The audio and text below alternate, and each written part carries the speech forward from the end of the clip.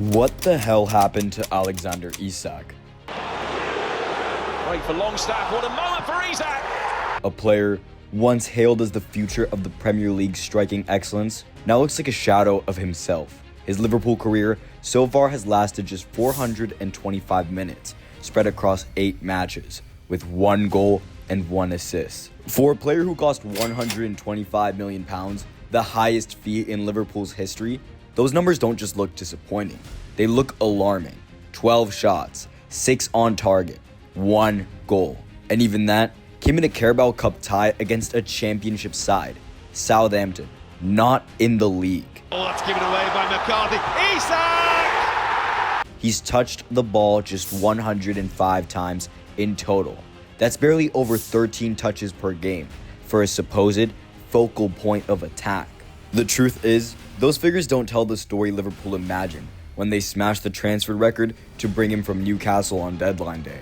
What was meant to be a statement signing has instead become a source of tension, pressure, and questions. Liverpool, the reigning Premier League champions, are struggling.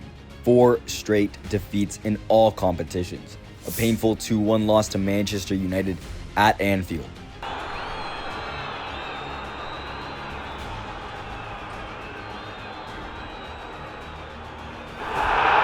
And already 4 points behind Arsenal after just 8 games. The mood has shifted, and with it, the scrutiny on Isak. He was supposed to be the man to lead this new era under Arne Slot. Instead, he's become the face of Liverpool's decline. The problem isn't just the lack of goals, it's the lack of impact. The contrast has been brutal. Every time Hugo Ekitike steps onto the pitch, the tempo changes, the movement sharpens. Liverpool suddenly look alive, and when Isak comes off, it's obvious. The energy, the pressing, the vertical play, all return. The fans can see it, the analysts can see it, and now even Slot can't ignore it. The Dutch coach faces the biggest decision of his Liverpool tenure. Does he drop Mohamed Salah, the club's icon, or Alexander Isak, the £125 million gamble? Both are among the most respected forwards in world football, but neither has delivered, and right now, neither deserve to start, especially not ahead of Ekitike, whose form has ignited the debate. Isak doesn't look panicked, but there's a quiet frustration. The body language, the isolation, the lack of connection with midfield. Something is clearly off. How did one of the Premier League's most technically gifted strikers, once compared to Thierry Henry, fall into this slump so quickly? This is not just a story about numbers. It's about rhythm, system, and confidence. So what the hell happened to Alexander Isak? In this video, we'll break down exactly where it all went wrong, tactically, mentally, and collectively for Liverpool's record-breaking signing. Okay, let's put everything on the table. Liverpool fans need to face the reality. Alexander Isak has played 8 matches with just 1 goal and 1 assist. Mohamed Salah, in comparison, has 3 goals and 3 assists in 12 matches.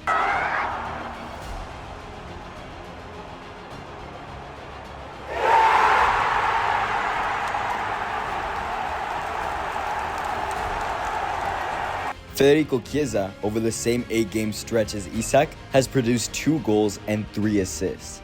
This is Mohamed Salah. What a ball, what a touch by the goalkeeper. Comes out, oh, Chiesa! And then there's Hugo Ekitike. The 23-year-old revelation who has already delivered 6 goals and 1 assist in his debut Premier League season. The league, the pressure, the spotlight, it's all embraced him, not intimidated him. The contrast couldn't be sharper. What's even more shocking is that both Isak and Salah have remained Arne Slot's preferred attacking duo, at least until the Champions League match against Eintracht Frankfurt. That game felt like a turning point. Liverpool desperately needed a statement performance, something to remind themselves of who they are. They got it, a commanding 5-1 win, but it told a bigger story about the shifting power dynamics inside the team. Ekitike back in Germany against his former league rivals was electric. With Liverpool trailing by a goal, he produced a moment of pure brilliance, sprinting from his own half after being released by Andy Robertson, outpacing defenders and finishing with ice-cold precision to make it 1-1. In that instant, you could feel the momentum swing. Within 9 chaotic minutes, Van Dijk and Konate added 2 goals from corners. Gakpo levanta la mano, la indicación que va, el centro que llega, el rebote, gol! And Liverpool's confidence exploded. They looked alive again. And yet, buried beneath that emphatic scoreline was another clear message from Arne Slot. Alexander Isak, once again ineffective, was substituted at halftime. His touch was heavy, his timing off, his presence invisible. He had 2 early chances, but couldn't beat Michael Zetterer. When the first half ended, Slot didn't hesitate.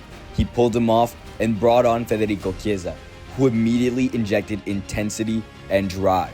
Then came the second half, and the spotlight shifted entirely.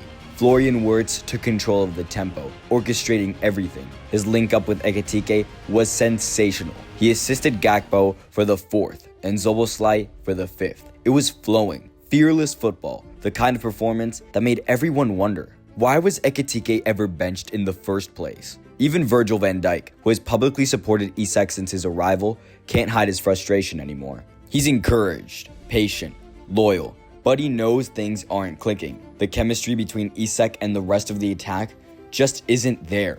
And while the Swede doesn't seem mentally affected by his transfer fee, the reality is clear. Nothing is gelling. Arne Slot keeps insisting Isak was signed for 6 years, not 6 weeks. A long-term project, not a short-term miracle. But Liverpool fans are starting to lose patience. The Premier League doesn't wait. And while Isak's slump isn't the only reason for the Reds' poor form, it's becoming the most visible one. So the question is no longer just when Isak will adapt. It's whether he truly fits at all. Because right now, he looks lost in a system that was supposed to unleash him. The first key to Alexander Isak's difficult start at Liverpool is simple and also self-inflicted: a lack of rhythm. When Liverpool broke the British transfer fee record to sign him, they were getting a forward who hadn't played a single minute of preseason football. Isak made the move he wanted, yes, but at a cost. He refused to join Newcastle's preseason tour to Singapore and South Korea, skipped all 4 of their domestic friendlies, and didn't feature in the club's first 3 Premier League fixtures. Instead, he trained alone, first at Real Sociedad, then privately on Tyneside, waiting for the deal to go through. But no amount of solo sessions can replicate the sharpness that comes from playing alongside your teammates, building chemistry, and finding your rhythm. By the time he arrived at Anfield, Isak was already weeks behind. Liverpool knew it, but they didn't have the luxury of waiting. The club needed an immediate spark, and he was thrown straight into the spotlight. After making a brief appearance for Sweden in a World Cup qualifier against Kosovo, he finally debuted for Liverpool 16 days after signing, coming on against Atletico Madrid.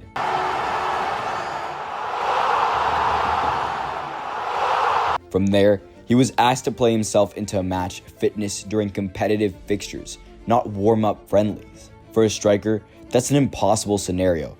The timing feels off, the instincts dull, and every touch gets judged. Manager Arne Slot even admitted it openly. Now he has had his 5-6 weeks of preseason, which is normal for every player, especially if you've been out for 3 or 4 months. Fitness-wise, he's close to the level he should be, and we can judge him in a fair way from now on. But by then, the damage had been done. The chemistry wasn't there. The movement patterns, the automatisms, the understanding of Slot's positional play, all missing. And while physically he's now fine, rhythm is about flow, confidence, and connection. That's what he's still chasing. The irony is that barren spells are rare for Isak. At Newcastle, whenever he returned from injury, he'd usually find form quickly. Gordon getting the better of Udogie, sliding it through to Isak. It's Isak for Newcastle! There were exceptions, like in early 2023, when he scored just once in his first 10 matches after a hamstring layoff. By Gordon start this move. Guimaraes playing it forward. Oh, Fabianski, what a mistake! And this time the veteran goalkeeper is punished by Alexander Isak. But those dry periods never lasted long. This time, though, the problem feels deeper. The second key to Isak's decline at Liverpool is his finishing, or rather, the sudden loss of it. When Ibrahima Konate threaded a perfect pass through the lines against Manchester United, it looked like the moment that could finally ignite Isak's Liverpool career. The timing of the run was flawless, the movement sharp, and the ball landed exactly where he wanted it. But when he went one-on-one against Sen Lamens, the finish was weak, too close to the keeper, who saved with his legs. For a striker of Isak's technical level, that should have been automatic. Instead, it summed up his entire Liverpool spell. Neat movement, poor execution. What's worrying is how rare that type of chance has been. Liverpool have struggled to get him into scoring positions where his pace and composure could shine. The only similar opportunity came against Galatasaray in the Champions League when Florian Wirtz sent him clean through. Again, the acceleration was there, but he took the shot first time, slicing it tamely at the keeper. And match after match, it's the same story. Against Frankfurt, Isak missed 2 clear chances that in the past, at least one would have found the net. The first came after a brilliant pass from Szoboszlai, putting him through on goal, but the finish lacked conviction. Quiere tomar la pelota Liverpool. El trazo es para Alexander Isak. En el fondo el arquero. The second arrived from a Gakpo pass. The angle was tighter, but it was still a great opportunity. And once again, he failed to take it. Cody Gakpo, pelota por el costado para Alexander Isak. The numbers tell the story clearly. Isak's expected goals since arriving at Anfield stands at just 1.7. And even then, he's underperformed it. He's barely getting chances, and when he does, they're not clear-cut ones. The only clean finish he's produced came in the Carabao Cup against Southampton. A simple tap-in after Federico Chiesa laid it on a plate for him. Beyond that, every other chance has lacked conviction. In the Crystal Palace match, after a slick 1-2 with Alexis McAllister, he danced past his marker beautifully, only to drag the shot wide with just Dean Henderson to beat. It wasn't an easy chance, but a peak form Isak curls that into the far corner without hesitation. That's the difference. Even his aerial presence, one of his underrated strengths, has vanished. He had 2 good headed chances, one from a Curtis Jones cross at Selhurst Park, another a Mohamed Salah delivery at Stamford Bridge, and both ended over the bar. The positioning was good, the anticipation perfect, but the finish missing. The same pattern continued during the international break. Against Switzerland and Kosovo, he got looks at goal, but couldn't convert.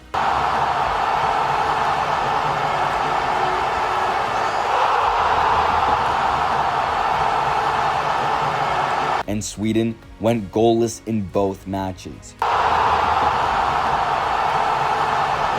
It's not just a Liverpool problem anymore, it's mental. The instincts are still there, but the confidence has evaporated. Isak is still getting into positions, even if it's not as frequently as before. What's missing is that spark, the decisiveness, the arrogance in front of goal that once made him one of Europe's most efficient finishers. And yet, this is the kind of issue that can turn quickly. Once chemistry with his teammates develop and the service improves, goals will come. He's too talented for this drought to last forever.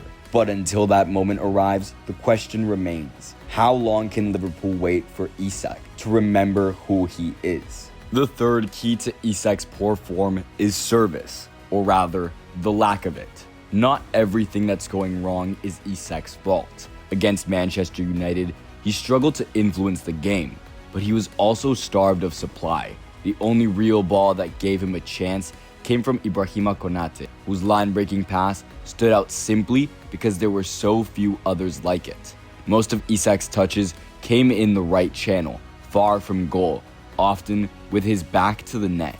That's not where you want your £125 million striker to be operating. Part of the issue lies in Liverpool's own structure. They've conceded from the opposition's first shot in each of their last 3 league games, forcing them to chase matches early and face compact, low blocks. Opponents don't need to take risks, they just sit deep, close space, and wait. For Isak, that means fewer openings, fewer runs in behind, and almost no chances inside the box. It doesn't help that the players around him aren't natural creators. Mohamed Salah and Cody Gakpo are goal-focused wingers, not playmakers. Even with Salah's recent spike in assists, he still looks to finish moves rather than build them. And under on his slot, Liverpool's number 9s have never been more prolific. Luis Diaz scored most of his goals last season, cutting in from the left. And that's forward for Luis Diaz. The goalkeeper's gone. He's not got there. And Luis Diaz. While Diogo Jota and Darwin Núñez also struggle to find rhythm. The only exception has been Hugo Ekitike, whose early season burst, 5 goals and 11 appearances, shows what can happen when the team finds flow. There have been glimpses of potential connections forming though. Against Atletico Madrid, Isak dropped deep to receive a pass from Jeremy Frimpong, quickly played it to Salah and made a clever run in behind. But the return pass was poor, and the move broke down. It's a pattern that keeps repeating. The movement is right, but the execution isn't. The most natural understanding Isak seems to have built so far is with Florian Wirtz, Liverpool's other blockbuster signing. The two started together as number 9 and number 10 in the 3-2 win over Atletico, and although neither scored nor assisted, they combined several times. Wirtz found Isak twice in the box. One shot went wide, the other straight at the keeper. Later, they linked again, but this time with Wirtz missing the finish. The chemistry is there in flashes, but it's still raw. Since then, Wirtz has been pushed out wide or dropped to the bench, and that's only deepened the disconnect. Liverpool's structural flaws this season mean they're struggling to control matches the way they did last year, and when a team can't build territory or sustain pressure, the striker becomes isolated. That's exactly what's happening to Isak. He's often stranded between defenders, waiting for a ball that never comes, while those behind him fail to progress play cleanly. His own lack of sharpness isn't helping either, and what's left is a vicious cycle. No service, no confidence, no goals. Until Liverpool fix their build-up and reconnect their lines, Isak will keep looking like a passenger in a system that was supposed to make him the star. If you strip the emotion away and look at the numbers, the conclusion is hard to ignore. Alexander Isak is still Liverpool's most complete striker. His move from Newcastle to the reigning champions looked like a natural step forward, but what many overlooked was what he left behind: chemistry. At Newcastle, he had Jacob Murphy, a winger who understood his timing, his movement, his rhythm. 7 Premier League assists last season, born purely out of instinct. That kind of connection can't be replaced overnight. Jacob Murphy into the penalty area, to Isak into the back of the net. At Liverpool, there's talent everywhere, but not yet cohesion. Wirtz, with 71 goals and 74 assists in 237 games, is still adapting to England. Chiesa, with 81 and 59 in 346, is still finding his place.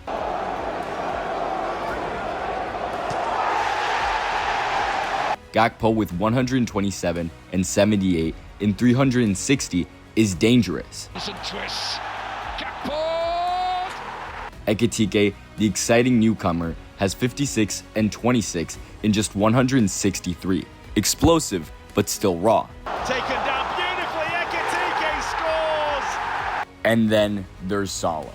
325 goals, 164 assists, 665 matches. The legend who's done it all, but whose story is nearing its end. Salah.